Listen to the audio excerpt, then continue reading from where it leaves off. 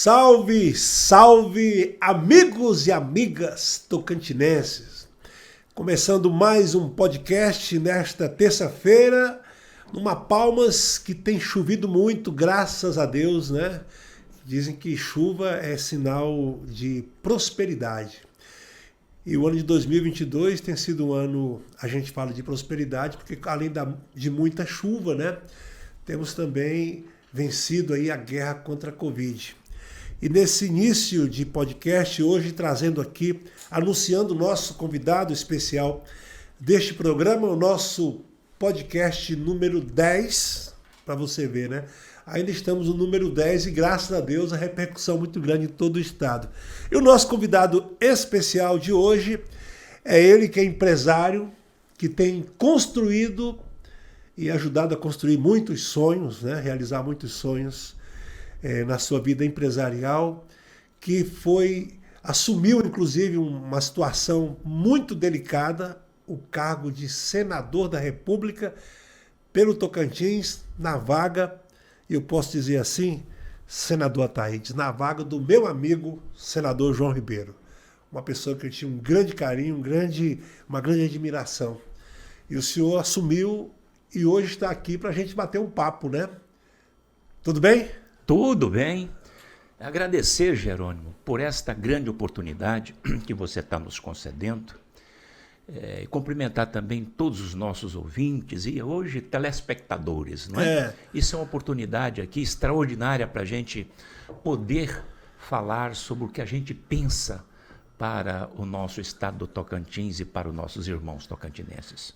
Porque aqui o negócio, a gente aqui deixa os nossos convidados livres para abrir o coração e também abrir a caixa de ferramentas, né? Mas antes, pedir a você que nos acompanha que curta o nosso podcast, compartilhe, ajude, né, o nosso programa a chegar a mais pessoas. E claro, estamos em todas as plataformas para que você possa sempre estar bem informado do que nós temos aqui trazido, sempre pessoas com muito conhecimento, com histórias que ajudam a gente a conhecer mais um pouco do Tocantins. Eu quero aqui agradecer esse presente que foi me entregue aqui pelo senador Ataídes Oliveira, o livro que é dele, Vereador Capacitado, Mandato Eficiente.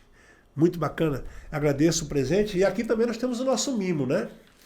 O nosso mimo aos nossos convidados está aqui dentro da sacolinha. É simples, mas é de coração. Olha aí, é uma caneca devidamente personalizada, com o nome aí.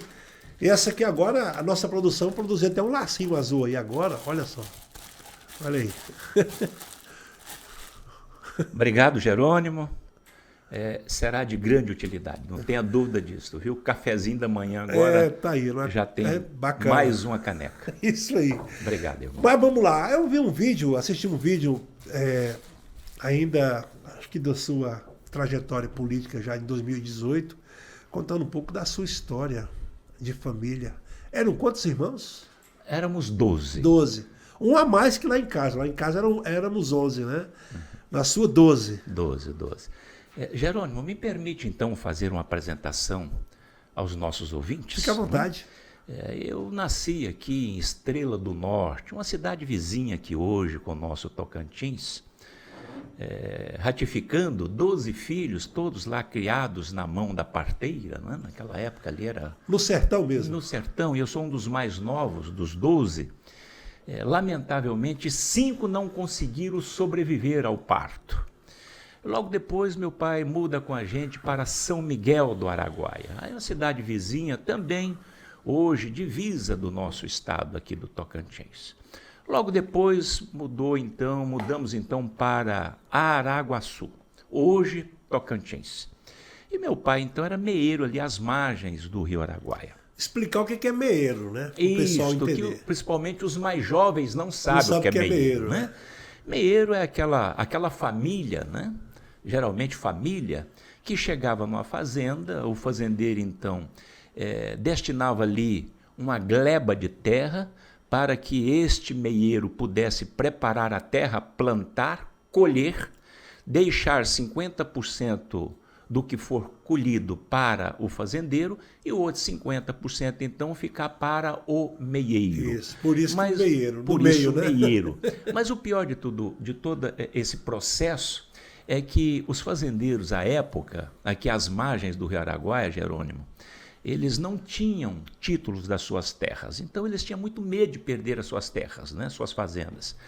Então nós não poderíamos, os meeiros não poderiam ficar mais do que uma safra, mais do que um ano na fazenda. Então tinha que colher e botar em cima de um carro de boi e ir para a próxima fazenda. Eu não me esqueço que meu pai dizia para a gente que não poderia criar galinha e porcos porque criava vínculo. Então era uma vida muito, muito sofrida.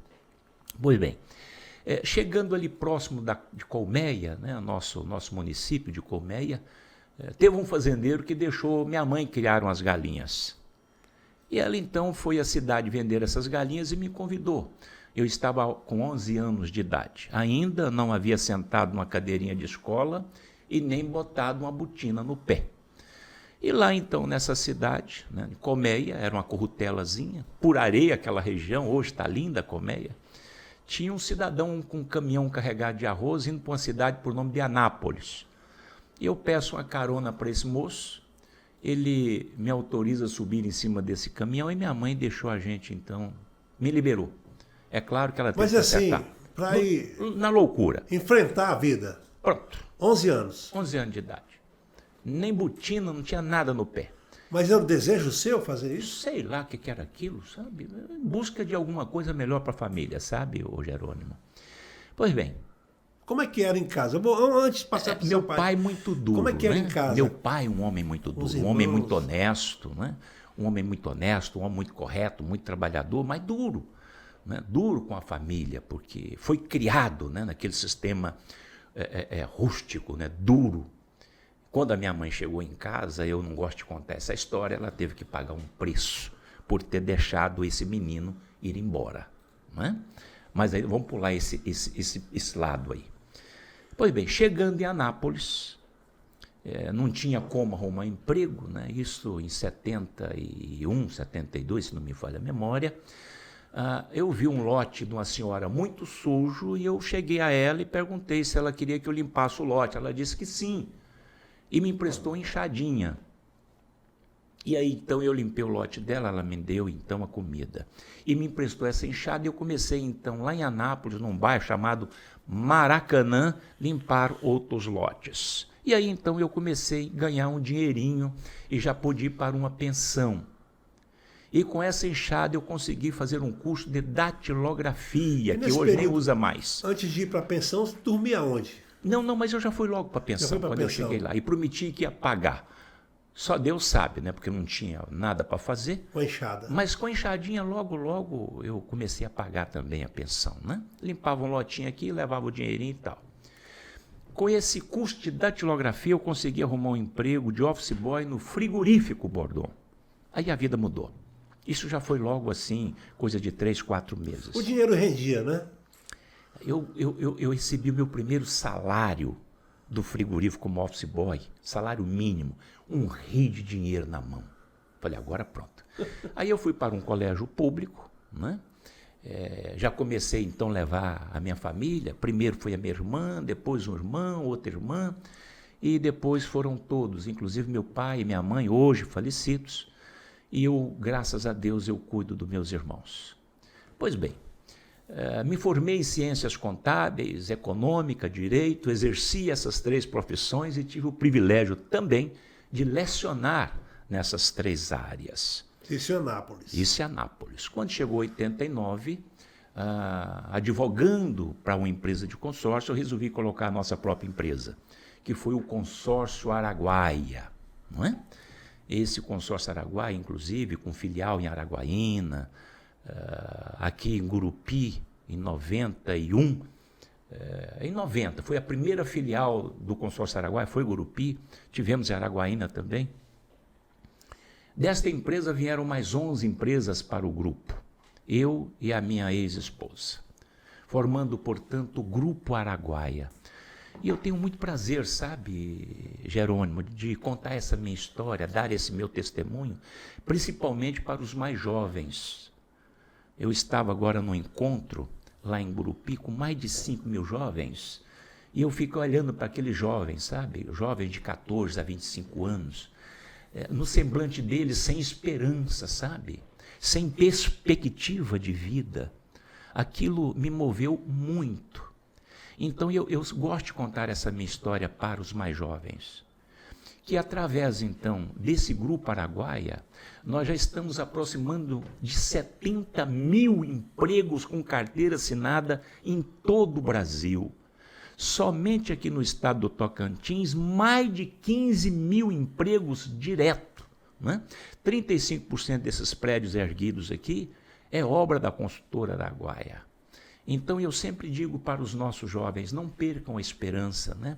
Corra atrás, não largue a mão de Deus, porque você pode não gerar 70 mil empregos, mas você conseguirá realizar o seu sonho, ajudar a sua família. Então, eu gosto de contar essa história e você está me permitindo eu contar essa história aqui agora para você e para milhares de ouvintes e telespectadores nossos. É fascinante esse exemplo de vida. E eu queria essa conta rápida aqui, dos 11 anos até essa fase de iniciar sua própria empresa, foram quantos anos aí? De enxada para advogado? Eu chegando em Anápolis, né, aí eu já larguei a enxada e fui então para o frigorífico Bordon. Por incrível que pareça, é uma história interessante. Foram quantos anos esse período aí? Eu me casei aos 17 para 18 anos, sabe? Muito rápido. Eu tenho filho com 41 anos de idade. Poxa. Então tudo na minha vida foi muito rápido. Né? Eu sempre fui muito atirado, muito audacioso, sabe? Um sonhador.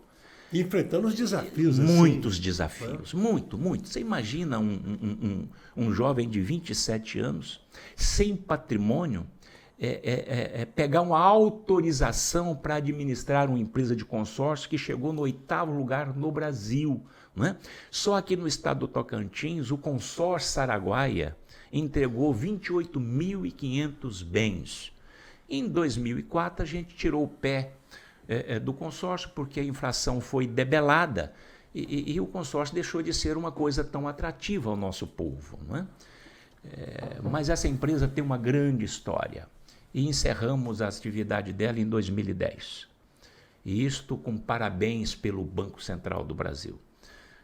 O que eu ia dizer é que o frigorífico Bordon, aonde eu entrei como office boy, na década de 90, mais precisamente ali para o ano de 97, 98, faliu o grupo. Era o maior fornecedor de proteína animal do mundo, o frigorífico Bordon. E dos 380 funcionários que tinha no frigorífico Bordon, na área administrativa, 360 foi trabalhar no consórcio Araguaia comigo. Contratou o pessoal? Contratamos o pessoal. Né? Isso é uma bênção de Deus. Né? E aí você passou a ser patrão dos seus patrões, pode dizer assim também, né? Que tinham muitos chefes também. Muitos. Entre eles, o meu ex-sogro, senhor José Quiquelhaus. Olha, a gente fica fascinado porque no mundo hoje, muitas pessoas têm muitas histórias fascinantes como a sua e que não tem oportunidade para mostrar esse exemplo. Quando você fala que fez uma palestra para 5 mil jovens falando essas coisas, depois que termina de contar essa história, o que você consegue enxergar naquelas pessoas que ouviram você falar e contar tudo isso? Eu percebo, Jerônimo, que nasce uma sementinha de esperança na cabeça dos jovens, sabe? Que eles também são capazes. É claro que eles são capazes. Claro que são capazes. Eu estou muito preocupado. Eu estou na política, Jerônimo.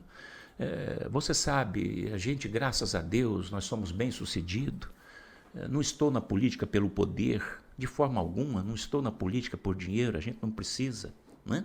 Eu estou na política para contribuir, para ajudar, melhorar a vida dos nossos irmãos. Principalmente esses jovens. Nós temos aqui um número alarmante de jovens que já perderam, inclusive, a esperança de dias melhores. Né? e que estão indo para o crack, para o crime, para a prostituição. E nós precisamos resgatar esses jovens, que é uma força de trabalho robusta que nós temos aqui no Tocantins e no Brasil. Mas para isto, nós precisamos levar esperança para eles. Para isto, nós precisamos dar cursos profissionalizantes. Veja o que eu estou dizendo, menos universidade, mais curso profissionalizante, como eu, através de um cursinho de datilografia. Hoje, graças a Deus, já geramos quase 70 mil empregos direto. Então nós precisamos desses cursos profissionalizantes e nós precisamos trazer empresários para esse rico estado do Tocantins para dar a oportunidade desses jovens vir para o mercado de trabalho. Agora, isso tem que ser feito, não é? Nós precisamos desses cursos profissionalizantes e para trazer esses grandes empresários, por exemplo, nós precisamos dar a esses empresários estabilidade política, segurança jurídica e uma mão de obra minimamente qualificada, não é? Então, é uma tarefa dura que dá para fazer, mas infelizmente, nessas últimas décadas, eu não vi um gestor preocupado, sabe? Só para você ter uma noção, os nem hoje no Brasil é algo em torno de 16 milhões de reais. Nem é o que nem estuda e nem trabalha. Aqui no nosso estado do Tocantins, 25% dos nossos jovens nem estudam nem trabalham. Então, esta é uma bandeira nossa. É conseguir resgatar esses jovens. Tem em mente algo prático para solucionar essa situação? Não, é muito simples. Ou só sabe? os cursos já dariam conta de resolver isso? Olha, não precisa inventar a roda. Eu tenho rodado o Estado e tenho falado com os vereadores e com os prefeitos. Imagina só, eu sou da área da construção civil. Se o prefeito do município, num final de semana, chamar o pedreiro do município, um eletricista do município, arrumar um galpão, que lá tem 10 galpões, 50 galpões lá no meio do mato. Chama esse jovem, ensina eles a sentar um tijolo, a fazer uma ligação elétrica. Se na cidade dele ele não conseguir emprego, se ele vier para a capital ou para a cidade grande, você pode ter absoluta certeza que ele terá um emprego. Não é? Então a coisa é muito simples. Só precisa de uma coisa chamada vontade do gestor, dos gestores, de dar o pontapé. Não é? Curso profissionalizante, isso é muito barato, isso é muito em conta. Agora, nós precisamos trazer as empresas. Aí agora nós já precisamos de outra coisa. Nós precisamos de gestor que tenha competência, que seja honesto, né? Que tenha vontade e coragem de fazer. Porque senão não consigamos trazer empresário para gerar emprego para o nosso povo, especialmente os nossos jovens.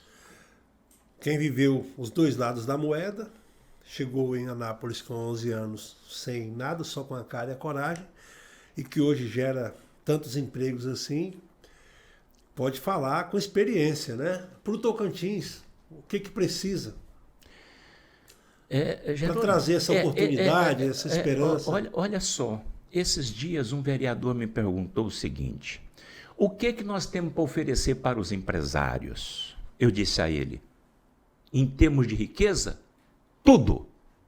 Nós temos 277 mil quilômetros quadrados de terras planas e férteis, 82% são planas. Segunda maior bacia de água doce do Brasil. Nós temos um turismo ecológico religioso para ser explorado. Nós temos aqui 10 milhões de cabeças de bovinos. Nós estamos caminhando para 10 milhões de toneladas de grão colhido. Nós temos um subsolo extremamente rico em pedras preciosas e minérios. Nós temos aqui a piscicultura para ser explorado. Estamos no centro do país com uma ferrovia norte-sul e a outra que está vindo agora do oeste, que é a FIOL. Ou seja, nós temos tudo, mas tudo para oferecer aos empresários, não só brasileiros, mas do mundo todo. Mas por que esses empresários até hoje não vieram para o Tocantins? Essa é a pergunta e a resposta é muito simples. Nós não temos para dar a eles estabilidade política. Não é? Desde 2006, nenhum governador terminou o seu mandato. Muitos foram presos e tem aí mais uns 2 aí que está embicado para ir para a cadeia. Então isso é lamentável. Lamentável também a segurança jurídica. Empresário não vem botar aqui os seus milhões se não tiver segurança jurídica. Lamentavelmente, né, é uma pena. O nosso tribunal tem 5 desembargadores afastados por venda de sentença. Não é? Isso é terrível para o empresário. Não tem segurança. E por derradeiro, mão de obra desqualificada. Lamentavelmente. Nós precisamos melhorar essa nossa mão de obra. Pois bem, então é isto que nós precisamos para a gente resolver o problema do crescimento da nossa economia e da geração de emprego. E renda. E renda, distribuição de renda. Só que eu ratifico o que eu disse, Jerônimo. Enquanto nós não tivermos um gestor, um governador, que seja honesto e competente comprovadamente. O problema do Brasil não é só a corrupção, é a má gestão. Então, que ele seja competente e honesto comprovadamente. Que tenha conhecimento, que tenha compromisso com o nosso Estado. Que tenha vontade de fazer e, acima de tudo, coragem para tomar as decisões. Feito isto, nós muda a cara do nosso Estado do Tocantins, a gente passa de 8º lugar em riquezas para 5º lugar, assim, no estalar de dedo, eu não tenho dúvida nenhuma do que eu estou dizendo. E graças a Deus eu tenho, eu posso falar, né? Como presidente do Grupo Araguaia há 34 anos de idade, gerando emprego neste país. Eu não tenho dúvida, o nosso Tocantins é muito rico. E, lamentavelmente, o nosso povo é pobre, viu? Nosso povo é pobre. 23% dos nossos irmãos aqui desse rico estado almoça e não janta, e às vezes janta e não almoça, e muitas vezes nem almoça e nem janta. Eu não me esqueço, Jerônimo, que em 2019, 2020, no início da pandemia, o Grupo Araguaia comprou 8 mil cestas básicas para distribuir aqui na capital e em Gurupi, onde a gente tem negócios. Eu tenho vídeo de senhoras de 70, 80 anos chorando com a cestinha nos braços, dizendo que tinha mais de 10 dias que não entrava um grão de arroz e nem de feijão na casa dela. Isso está errado. Ah, mas se você virar governador um dia, você vai botar comida na mesa de todo mundo? Calma, não é bem assim. Não é bem assim. Mas nós vamos então trazer empresário para gerar emprego e renda para as pessoas, né? E tirar essas pessoas da linha da extrema pobreza que nós temos aqui nesse rico estado. Então a coisa não tem segredo, não. Não tem segredo mesmo, porque o estado é rico. Se fosse um estado pobre, aí eu não falaria isso de jeito nenhum, né? Oportunidade tem muita, né? Oportunidade tem muita. Então, eu respondi a esse vereador que o Tocantins tem tudo, só falta as 3 coisas: segurança política, segurança jurídica e melhorar nossa mão de obra. Em Gurupi foi um grande investimento, né? Um shopping. Isto. Shop centers não era negócio do Grupo Araguaia. O Grupo Araguaia é construtora, incorporadora, concessionários Honda, Duas Rodas e outros negócios. Mas achamos uma oportunidade dentro da nossa grande Gurupi e fizemos lá 20 mil metros de área construída, que foi o Shopping Araguaia, inaugurado dia 8 de dezembro do ano passado, de 2021. Iniciamos com 852 empregos direto. Você precisa ver que coisa linda. Eu lhe convidaria para você ir lá fazer uma visita. Curioso em conhecer mesmo lá. Gurupi, eu morei em Gurupi 1 ano lá, de 94 para 95, período que eu trabalhei na TV Anhanguera lá. Estava no começo ainda de tudo, né? Muito tempo atrás. Gosto muito de Gurupi, mas a capital mudou. Da amizade, né? Mas mudou. Mudou o conceito, sabe, Jerônimo? De morar e viver. Né? Não só do gurupiense, mas de toda a região sul do estado. Hoje eles têm para onde ir, para ir ao cinema, que não foi inaugurado, mas vai inaugurar agora, mas para fazer as suas compras, né? Bons restaurantes, tem colégio, agora o NIG está indo para lá, C&A, Americana e tantas outras lojas. Eu pergunto, Araguaína, que é uma cidade extremamente comercial, é onde pulsa mais ainda o comércio no Tocantins, Palmas, que é a capital, e foi escolher Gurupi para esse grande investimento. Por quê? Eu acredito que a primeira filial do consórcio Araguaia, em 1990, foi colocada ali na Avenida Goiás, em Gurupi. Então, a simbologia... Eu acho, sabe? Eu acho que isso é uma coisa que me chamou a atenção. E eu sou daquela região ali, região de Araguaçu, né? Araguaçu e cidade ali circunvizinhas. Então, acho que... E onde tinha uma máquina de arroz, né? E aproveitei boa parte daquela estrutura e falei, aqui nós vamos fazer o shopping center. E fizemos e está lá gerando muito emprego. Bacana, bacana. Bom, vamos passar agora para 2010, que entrou de fato e de direito na política do Tocantins, assumindo aí a posição, né, o lugar na chapa do senador João Ribeiro como primeiro suplente naquela eleição. Tinha já sonho de ser político, de enveredar aí pelo esse mundo da política também naquela época, antes daquilo lá? Jerônimo, eu vou repetir o que eu tenho dito sempre. Eu tinha pavor de política. Ah, é? Eu tinha pavor de político. Não sei se você lembra do Pedro Canedo, lá de Anápolis, foi deputado federal por longa data. Quando ele entrou na política, eu cortei amizade com ele. Então, eu era um extremo ignorante, né? Extremamente radical.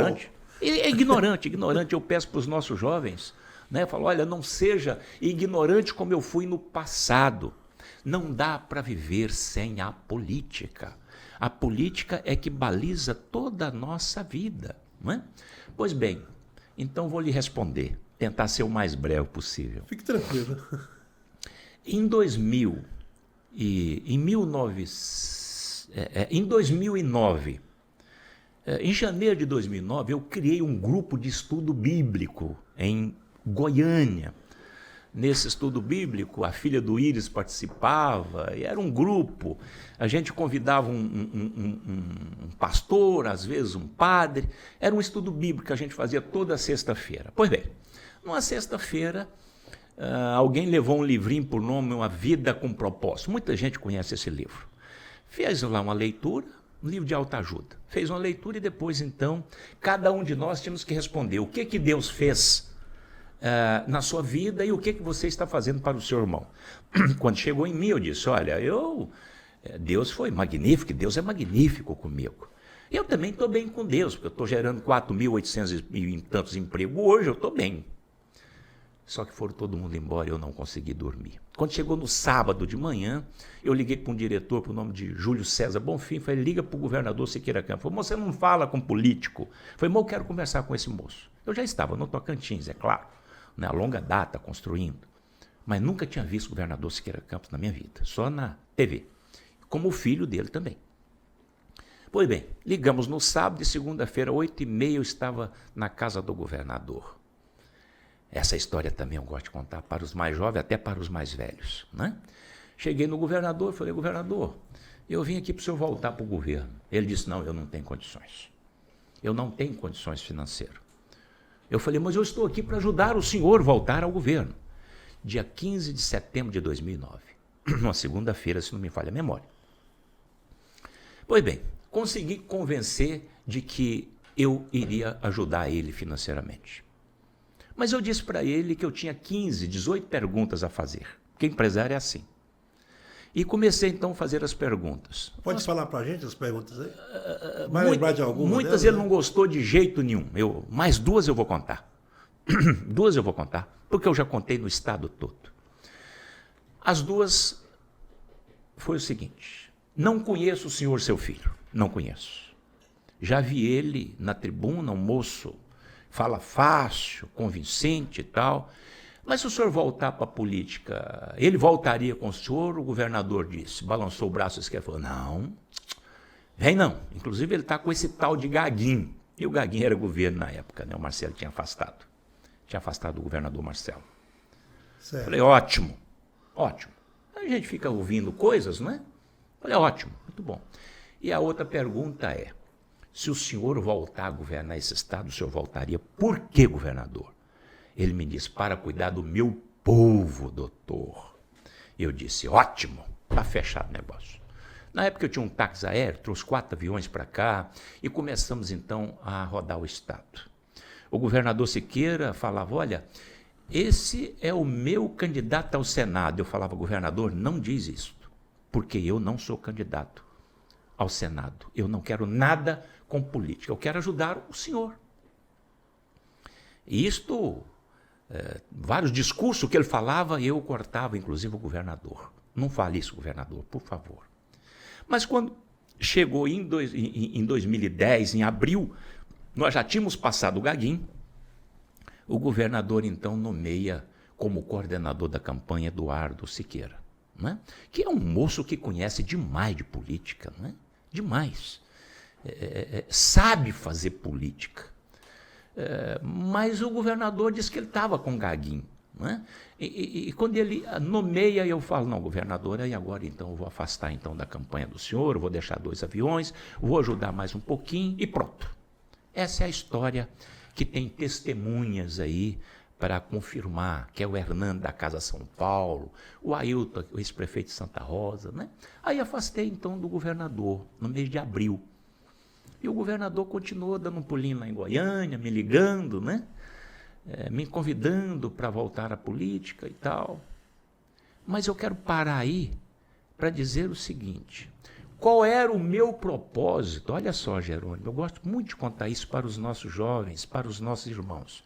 Qual era o meu propósito em bancar uma campanha para governo de Estado sem nenhum interesse financeiro, principalmente, e político?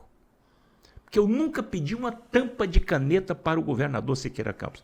Ele está vivo, graças a Deus, e com a mente brilhante. É só ir lá e perguntar o que o Ataíde pediu para o senhor até hoje. Ele vai falar, nem uma tampa de caneta. Não é? O que eu queria? Eu estava tentando fazer uma negociata com Deus. Ou seja, esse homem volta a tomar conta do nosso Estado, volta a cuidar do nosso povo, conforme ele prometeu para mim, e eu vou continuar nos nossos negócios, trabalhando, gerando emprego e tocando a minha vida. Deu errado. Então eu tenho dito então para os nossos irmãos, principalmente para os mais jovens, não tente negociar com Deus. Com Deus não tem negociata. E estou pagando um preço alto. E estou aqui hoje por causa da política, não é? O João faleceu, fiquei no Senado Federal presidindo 3 CPIs, né? Cheguei até a adoecer dentro daquilo lá. Como foi essa entrada aí para ser suplente do senador João Ribeiro? Isto. Aí quando chega então, em julho de 2010, né? Faltando, me parece que 14, 15 dias para o registro das matrículas, a campainha do meu prédio em Goiânia toca e governador Siqueira. Eu falei, mas o que governador Siqueira quer comigo, meu Deus? Né? Sobe ele e João Ribeiro. Nunca tinha visto o João. Né? Olha, você vai ser suplente, você não precisa subir em palanque. Eu falei, governador, o meu problema não é palanque, é que eu não quero nada com política, né? Eu quero continuar empresário. Mas aí papo vem, papo vai, e eu acabei aceitando ficar suplente do João. E depois o João tornou-se um grande amigo. Né? Você falou, o João pode ter alguns defeitos. O João pode ter todos os defeitos do mundo, mas é um homem que cumpria com as palavras dele. Né? Cumpriu comigo rigorosamente. E um bom pescador. Né? E eu gosto de pescar. Então o João tornou-se um grande amigo. Então, essa é a história, como eu cheguei na política, sabe?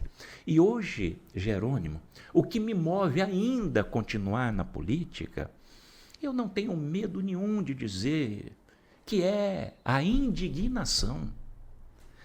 Jerônimo, não dá para a gente entender e compreender como que um Estado tão rico como o nosso pode ser hoje chacota Brasil afora, né? Um Estado novo, um Estado tão rico conforme eu descrevi aqui, um povo tão bom. Então, essa indignação de ver esse bando de canalhas roubando o nosso povo, me move. Espera aí, mas nós não temos políticos bons no Estado de Tocantins? Temos. Nós temos muitos políticos bons. Muitos, entre aspas, Não são muitos, são poucos políticos bons. Não é? A maioria está aí por causa do poder ou para enriquecer ilicitamente. E os números estão aí para dizer. Né? Nenhum governador terminou o seu mandato de 2006 para cá. Isso é catastrófico para nós. Não é? Então essa é a minha história de ter entrado na política e continuar aí na política. E o meu sonho, se me permite, Jerônimo, é governar o estado do Tocantins, que é o que eu aprendi de fato a fazer. Né? Eu sou chão de fábrica. Eu gosto de pegar um terreno ali bruto e de repente fazer ali um prédio e ali morar centenas de pessoas. Né? O consórcio, que a gente melhorou a vida de tantos irmãos com casa própria, não é? Também nos outros negócios nossos. Então, o nosso desejo, o nosso sonho é governar o estado do Tocantins, mostrar para os nossos irmãos que é muito, mas é muito possível você administrar com honestidade, com competência, com compromisso, sabe? Eu já trabalhei para mim, Jerônimo, eu já trabalhei para mim. Estou com 62 anos de idade, um homem bem sucedido na vida, 2 filhos muito bem sucedidos também hoje. Eu já trabalhei para mim, eu quero trabalhar para as pessoas. Às vezes eu repito o nome de Deus. Deus foi e é muito magnífico comigo. Então, eu quero, ainda estou novo, quero dar mais um pouco da minha vida em prol dos nossos irmãos. Não só gerando emprego e renda, mas também na política, porque na política você pode também ajudar muito. Não é? É claro que um Senado Federal, e eu tive agora que deixar o projeto de governo esse ano, não é? Adiar ele, e agora estou colocando nosso nome ao Senado Federal, não é? Como senador também, combati firmemente essa maldita corrupção que tomou conta do nosso país e do nosso estado. Eu ia lhe perguntar isso, porque não queria envolvimento com política, de repente entra na chapa de João Ribeiro como primeiro suplente, e o destino, né, com a morte e falecimento do senador João Ribeiro, lhe deu o mandato de senador. Como é que foi essa chegada no Senado? Estou curioso para saber como é que foi chegar lá no Senado como senador empossado com todos os direitos no Senado Federal. Todos os poderes, né? O nosso querido falecido João Ribeiro, ele havia me dado a oportunidade de ficar 4 meses no Senado em 2011 e mais 4 meses em 2012. Então, quando o João faleceu em dezembro de 2013, eu inclusive estava no Senado. Então eu já conhecia a casa, sabe? E você me fez uma pergunta e eu vou lhe responder, interessante. Na semana seguinte do falecimento do João, eu fui à tribuna e quase quebrei a tribuna, e disse que 90% que estava ali estava para roubar o povo brasileiro. Só 10% estava preocupado com o país, estava preocupado com seus estados. O resto está ali por causa do poder e para se enriquecer. Isso causou uma polêmica enorme, não só dentro do Brasil, mas fora do Brasil.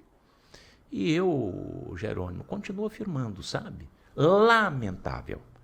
Eu acredito que hoje ali 90% que está ali dentro, incluindo até mesmo tocantinenses, estão ali por interesses próprios, não em prol do nosso povo e do nosso estado, sabe? Lamentavelmente, isto é fato. Isto então me causou uma indignação que eu carrego ela no peito. Não é? Mas você ama a política? Não, eu gosto da política, mas eu estou mais na política por pura indignação. É de ver pessoas roubando os mais pobres. E eu já passei fome na vida, então eu sei o que é. Né? Roubar os ricos, eu não concordo. Mas se vira para lá. Agora, roubar o mais pobre não dá. Não dá. Hoje, com toda essa experiência, o senhor acabou de falar aí que deixou o projeto de governo para o futuro e vai encarar uma eleição ao Senado para retornar ao tapete azul, né? Tentar voltar ao tapete azul do Congresso Nacional. Já tem andado pelo Estado, já tem comentado, já tem buscado esses apoios. Como é que está esse projeto? Jerônimo, política é muito dinâmica, não é? tudo estava caminhando para a gente botar o nosso projeto de governo na praça, né? Nesse período que eu fiquei afastado da política, de 2019 até então, eu escrevi esse livro que eu lhe doei agora, que é Vereador Capacitado, Mandato Eficiente. Porque, Jerônimo, quem elege, eu tenho dito isto e ratifico, quem elege prefeito, deputado estadual, deputado federal, senador, governador e presidente da República são os vereadores. Os vereadores são os verdadeiros representantes do nosso povo. É na casa deles que bate na porta dia e noite o eleitor, necessitados principalmente, pedindo para comprar um remédio, pedindo, olha, a minha luz foi cortada, o botijão de gás acabou o gás, sabe? É esse vereador que elege, então, e que é detentor do voto. Então, eu escrevi esse livro para ajudá-los. E nós passamos agora o ano passado, eu afastei das empresas por 80 dias aproximadamente, visitei todos os vereadores da região do Bico do Papagaio, do Sudeste, do Sul e do Vale do Araguaia e aqui na capital. Conversando com eles e mostrando a eles, inclusive, que além das atribuições constitucionais, que são atribuições deles, que é criar leis boas para o povo, fiscalizar os atos do executivo e secretariado, eles têm essa responsabilidade maior, que é eleger toda essa cadeia para cima, não é? E eleger um candidato errado custa muito caro a um município, custa muito caro ao Estado e custa muito caro, então, à nação como um todo. Então, esse trabalho nós estávamos fazendo, suspendi para a gente, então, inaugurar, concluir as obras deste grande empreendimento de Gurupi, que foi o Shopping Araguaia, né? 8 de dezembro. E agora, então, retornando. Pois bem, mas ser empresário e ser político é tarefa muito difícil, não é? Principalmente agora agravado com a pandemia, essa guerra, não é? Essa taxa de juro elevada para conter essa inflação que corrói o dinheiro do trabalhador. Então, isso dificultou a gente continuar, né, indo a campo. E, com isso, os outros candidatos caminharam mais. E aí, então, o governador anterior foi afastado e o governador Vanderlei assume. E ele é um político nato, né, ele é um político mesmo, e está com a máquina na mão. E, olhando esse cenário, eu percebi que não dá para a gente, neste momento, tocar essa campanha ao governo do Estado. Nós vamos adiar para 26. Mas nós também não podemos ficar fora, não é? No Senado Federal, apesar de que lá você não faz muita coisa, né? Lamentavelmente não se faz muita coisa, mas eu consegui trazer 420 milhões para o nosso estado do Tocantins. Casas, quase 4 mil casas. Aqui, por exemplo, Arara 1 e Arara 2, que são 1.000 casas, e Jardim Vitória 1 e 2, mais 1.000 casas. Então, no Senado Federal, além de combater a corrupção e as grandes corporações, por exemplo, a CPI dos cartões de crédito, né? Chamei os 5 bancos e falei, olha, não dá para continuar desse jeito. Cobrar 850% de taxa de juros num cartão rotativo.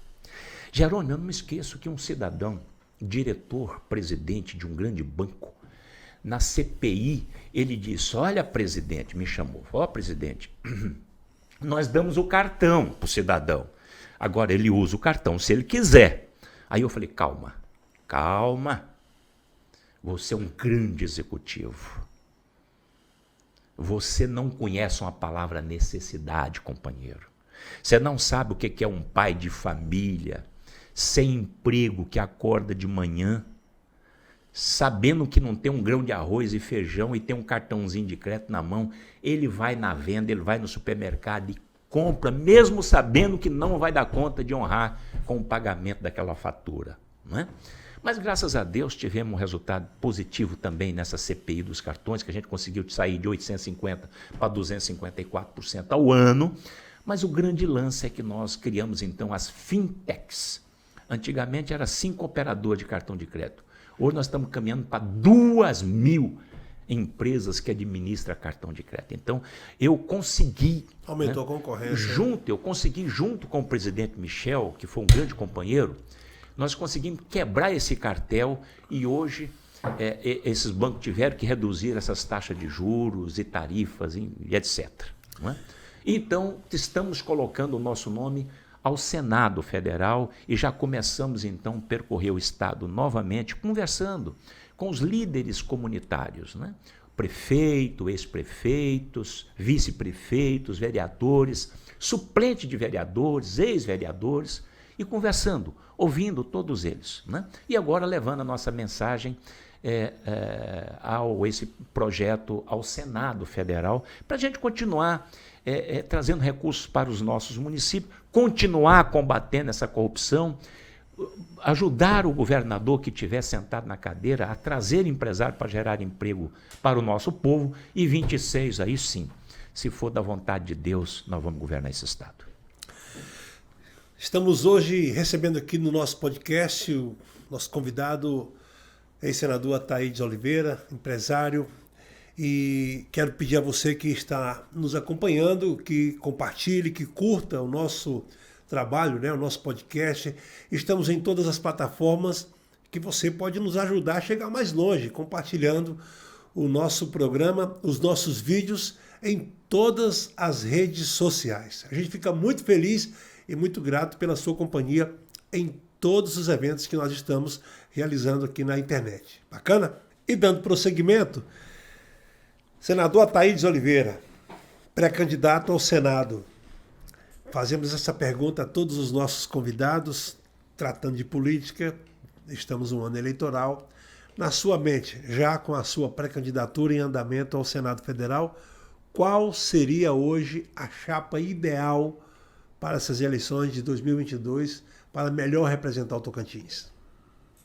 A minha participação, ou você está me perguntando sobre a chapa de governo? A chapa de governo, envolvendo governador, senador, vice-governador, presidente da República. Qual a melhor chapa na sua ideia aí que pode representar melhor o Tocantins? Falando aqui do nosso estado, eu vejo, por exemplo, o Vanderlei, não é?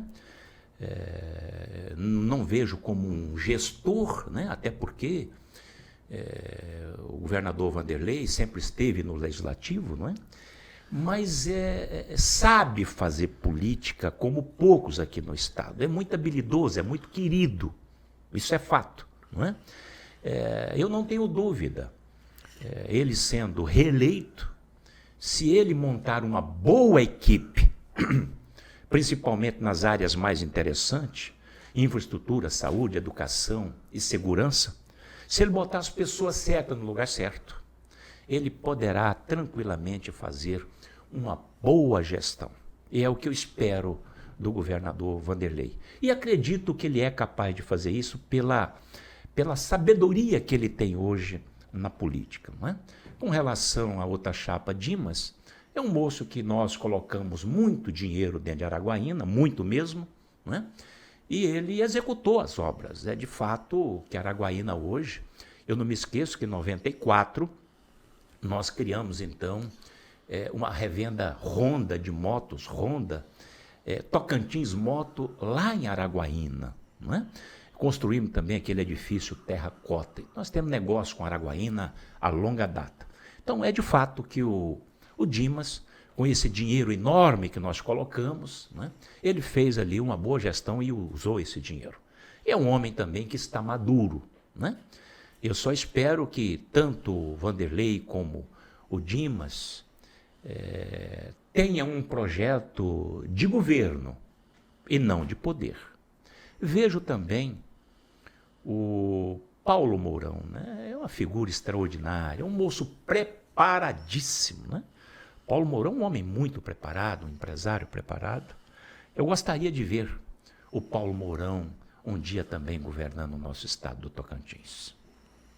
E eu acho que você está querendo me perguntar aonde é que eu me encaixaria melhor. A sua chapa ideal, né? A claro, com o seu nome dentro, né? Do seu pensamento. Nós sabemos que o Vanderlei já tem alguns compromissos, não é? Mas, como eu disse, política é muito dinâmica. Vamos tocar o nosso projeto, vamos continuar visitando os nossos líderes e vamos ver aí o que vai acontecer. Mas eu vejo aí uma aliança com Paulo Mourão, uma aliança boa, né, com a pessoa do Paulo Mourão, e também com o Vanderlei, com o próprio Dimas, né? Não vejo aí, são todas pessoas, são pessoas que eu tenho um bom relacionamento. E agora a gente agradece, senador Ataíde, pela presença aqui com a gente, mas uma história de vida, de sucesso, como o senhor falou, não está em busca de dinheiro, né? A mensagem que fica para o jovem, que assim como o Ataíde aos 11 anos não tinha a seu redor uma visão de esperança, qual é essa mensagem que fica aqui para a gente levar para esses jovens que estão hoje com muito mais conhecimento, porque hoje o celular traz de tudo que é informação. Qual é essa mensagem? Jerônimos, especialmente aos nossos jovens, conforme você está solicitando, mas também a todos os nossos irmãos tocantinenses, né? Nós passamos por essa pandemia que bagunçou a vida de todos nós. Mas eu quero deixar aqui, Jerônimo, uma palavra de esperança, não é? Pedir que todos os nossos irmãos, principalmente os nossos jovens, né, que não percam a esperança de dias melhores. Porque Deus, eu tenho dito, Ele está no comando de tudo. O que nós temos que fazer, principalmente os nossos jovens, é não deixar a mão de Deus e você fazer a sua parte, você buscar a realização dos seus sonhos que você vai conseguir. Então essa é a palavra de esperança, não é? Que nós não percamos essa esperança em momento algum, porque dias melhores virão. Eu quero mais uma vez lhe agradecer carinhosamente e pedir também aos nossos eleitores que nessas eleições pesquisem a vida de cada candidato antes de ir à urna votar.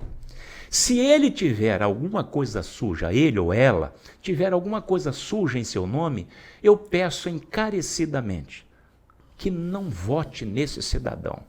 Vote lá no seu José, no seu Pedro, mas não vote nesse cidadão ficha suja. Não faça isto, porque nós precisamos mudar essa triste realidade política do nosso estado do Tocantins. Muito obrigado pela presença. Foi um prazer tê-lo aqui com a gente e conhecer mais um pouco dessa história aí que é realmente impressionante. Obrigado, Jerônimo, de coração, por essa grandiosa oportunidade que você nos concedeu hoje. Bacana. E aqui vamos encerrando o nosso podcast número 10, agradecendo primeiro a Deus pela oportunidade, né? Saúde e a família que nos tem dado a sustentação, e a você que tem nos acompanhado todo o tempo, compartilhado e ajudado a gente também com as suas críticas que nos norteiam, né, o caminho que devemos seguir. Muito obrigado e até a próxima terça-feira com mais um convidado muito especial. Até lá, tchau!